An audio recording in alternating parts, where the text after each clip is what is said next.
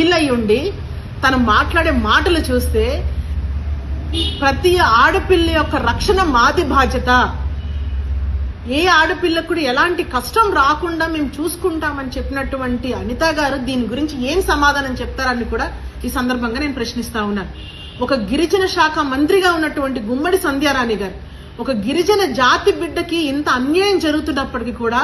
ఈ రోజు వరకు కూడా ఎలాంటి ఒక స్టేట్మెంట్ కానివ్వండి, దానికి కారణం ఏంటి, దానికి కారకులు ఎవరు, ఖచ్చితంగా వాళ్ళ మీద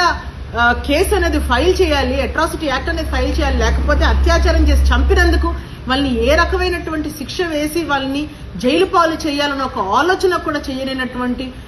ఒక గిరిజన శాఖ మంత్రిగా ఉన్నటువంటి సంధ్యారాణి గారు ఉండడం సిగ్గు చేయడానికి కూడా ఈ సందర్భంగా నేను తెలియజేస్తా ఉన్నాను. ఈరోజు ఈ రాష్ట్రంలో ఉన్నటువంటి డిప్యూటీ సీఎంగా ఉన్నటువంటి పవన్ కళ్యాణ్ గారు ప్రతి ఆడపిల్ల రక్షణ మాది బాధ్యత, ప్రతి ఆడపిల్ల కళ్ళల్లో ఆనందాన్ని చూసే